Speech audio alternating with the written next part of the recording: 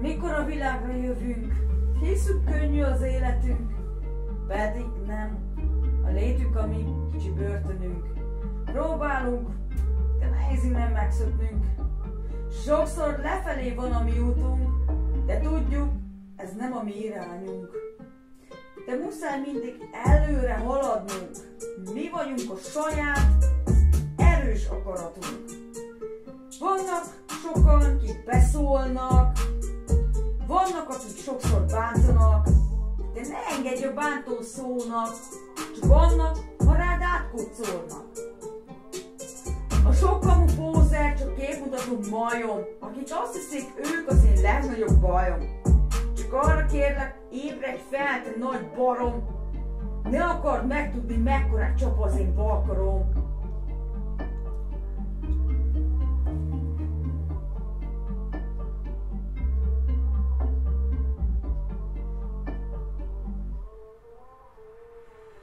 Az egész élet egy hatalomjáték, itt egy címdarab és közel a végjáték. Lehet sokat kapsz, vagy arc is törik a jég, van még idő, még eljön az a bizonyos vég. Jegyezd meg, itt túl kell élni, nincs idő most henyélni, ne taníts, kinek kell most henyélni. Itt az idő, innen nagyon szép igazán nyerni.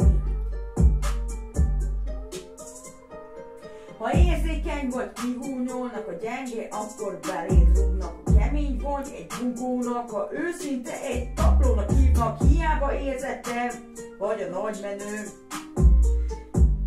Ha kicsi fejedben sajna ész nem nő, lehet bomba kocsid és benne persze egy bomba nő. Ettől fakad a nyugodj,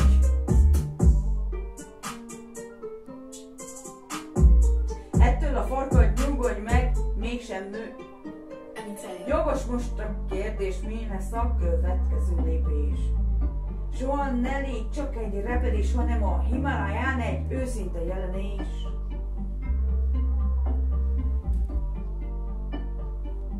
Egy őszinte jelenés.